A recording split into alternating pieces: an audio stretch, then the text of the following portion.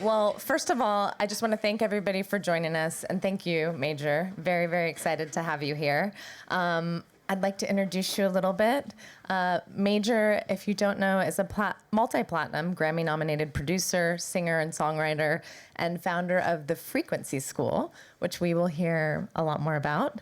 And yeah, we're very excited to do this Q&A and a special listening experience with him. So first, I think it'd be great. I'd love if you could share a bit with everybody about your relationship with sound and how it's evolved over time and kind of where you're at now. Totally. So thank you, everyone, for being here. We know time is the most valuable thing we have. I always like to say it's like a hourglass has been flipped over our life. We never know when that final grain of sand will come through. So your presence is genuinely, truly appreciated. Thank you for being present here with us. My name is Majeor, as she mentioned. I love music. I started making music when I was 16, and I put my music on MySpace, which I now work with kids, and I told them that, and they were like, "What is MySpace?" I seem like a grandfather to them, but this is how I got introduced, through technology into the music industry. Some of these artists became very famous. I got a chance to work with a lot of great world-renowned artists. And I was just on this trajectory of just using music more, as a business, as a party, as a great thing, but never really knew about intentionality or consciousness or mindfulness or wellness, anything like this. And then was going on this great journey in the music industry, having a lot of fun, producing a lot of great artists. And then I got diagnosed with cancer. And so this was like a kind of a huge reset moment for me. But I like to say it's a yin and yang because it introduced me. A lot of people started to share with me the healing power of a lot of different alternative modalities, spirituality, science, Eastern, Western. But what really resonated was sound, because I was already working with a lot of artists who had a lot of, great reach. And I recognized that music was that universal kind of language that could connect to us all, regardless of what language we spoke, where we're from, what our age was. And so that experience kind of introduced me to how can I start to integrate music and wellness together and make it more accessible, more ready for people who are maybe not always interested in, sitting down and meditating or, going into any type of sound therapy or anything like this. Initially, to be honest, I thought a lot of it was kind of woo-woo. I was like, I don't know about this. And then I started hearing about some scientific ways, things like binaural beats, which change your brainwaves measurably through listening to different sounds, and started to incorporate this into some of the stuff I do in the mainstream, as well as wellness experiences and opportunities for people, even out here at Davos, for people to just kind of have a moment to center in and to reflect and be present. And so, yeah, music for me has been that tool that has brought us around the world. And we started now, with the Frequency School, helping to try to introduce some of these concepts to younger people. And we're just really excited about the power of music, the power of sound, and importantly, how it all brings us together. So this has been my journey. I love that. When you started this, and I think with the Frequency School, one of the things that we're seeing, now is people are really craving this, and what do you think that says about society and where we are right now?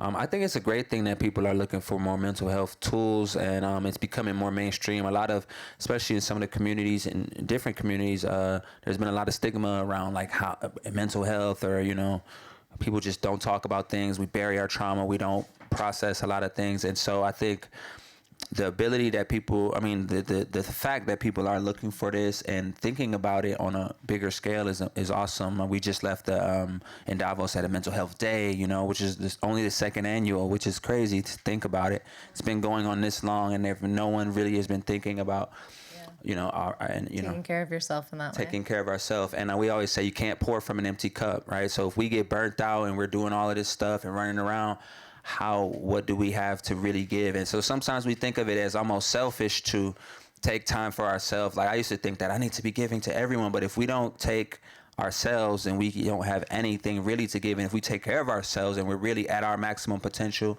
in all of our ways, then what we can give to someone else is with just a small piece is so much stronger than we could if from a depleted state. And so I think it's a positive thing, and I hope that this trend keeps going up, where people are taking more care of themselves and in their mind, their body, and their spirit, soul, heart, whatever you want to call it. Yeah, agreed. Music is often described, I mean, I think we all talk about it as a universal language.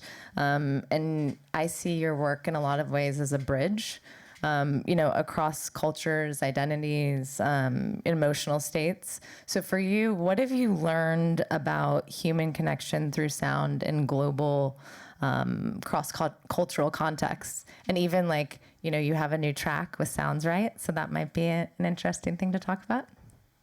Yes. So when I got on this journey, like I said, at first I thought it was like a little bit crazy. People are like, yo, you can use sound to help heal. And I was like, guys, like this sounds a little crazy. But so I did some research and I joined this group. One of the groups was called Resonance Science Foundation. And we went to different places around the world. So one of them was Machu Picchu in Peru. And we saw how the ancient Peruvians used it in their community.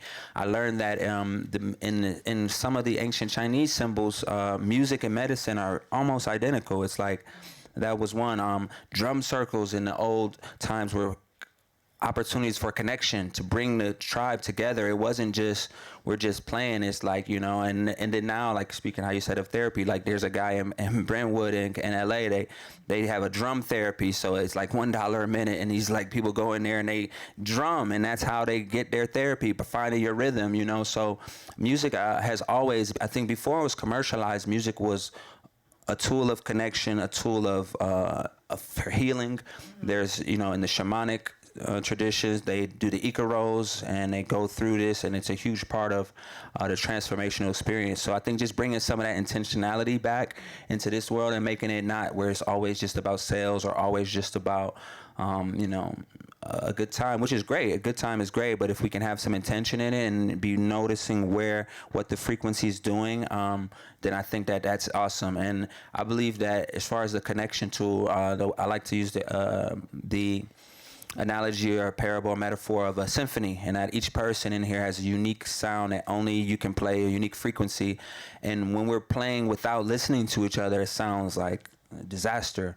But when we're playing in like together, with each other, in tune with each other and in sync with each other, then we get a beautiful symphony, a beautiful orchestra. And so if we can take that to life and think about, even when we're in the meetings and when we're making our decisions for our, for our families and for all of these things, if we can think of it like how a symphony plays, everybody's playing their part, and I'm not necessarily trying to play your part, you're not playing mine, but we play together and harmonize with each other. And so if we can increase the harmony, I think we create a better future that we all want to see. Thank you. Well, before we go into your listing experience, which I'm very excited about, is there anything else you'd want to share about your journey in sound as cultural dialogue and its importance to you, and then maybe give some context into what people are going to experience? Totally. I think that there's a connection of music and nature as well, which is why I'm really happy to work together with Sounds Right. There's a natural rhythm of our heart. They call it a heartbeat, so we have a beat, literally a drum inside of us that's playing music. There's the circadian rhythm of the day and night, which is, everything is kind of related to energy, frequency, vibration, rhythm. And so the more that we can tune into that, which is why I loved what Sounds Right and nature are doing, is to be able to bring those two parts of us together, to remind us that we are nature and we are one with everything. And if we can remember that we're one with everything, including each other, then we can dissolve some of the illusion of separation and continue to come back together.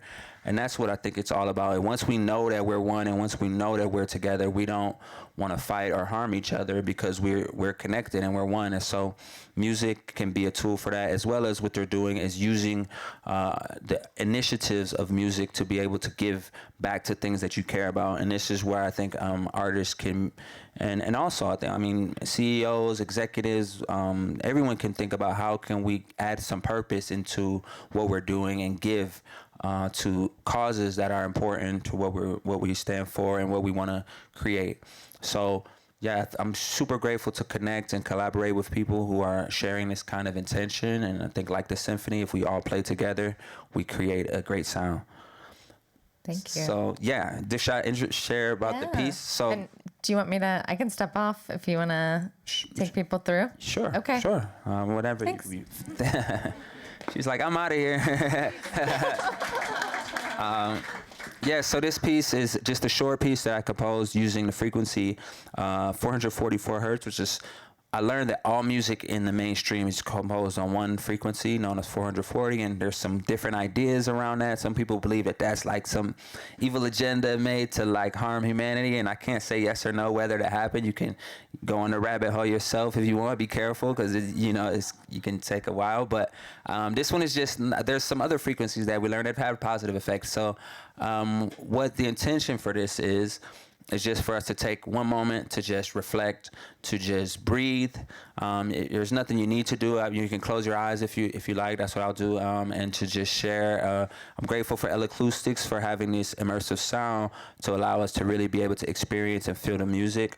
And what I like to do, if everyone is okay with this, if you don't want to, it's fine, but just to, while it's playing, think about something that you're grateful for, because I believe the frequency and energy of gratitude, especially in a collective space, is a powerful one. And I think that when we all come together on that, the resonance is palpable. And if we can take that energy of presence and gratitude into all of everything we do this week, then that ripple effect will cause, waves that will send far outside of Davos and go, we're all here from around the world. So if we can just take a piece of that back, a piece of that presence, and just opportunity to be here, then it's a success. So with that, we can play this one. It's called, so it's funny, now I'm working in these kind of corporate environments. So when I made this song, I turned it in to I won't say the name of the corporate entity, but I turned it into who it was, and I said, hey, this one should be called Spiritual Elevation, and they were like, no, it's going to be called Anxiety Relief. Like, we can, so whichever one resonates with you better, that's what it's called. So let's listen to that.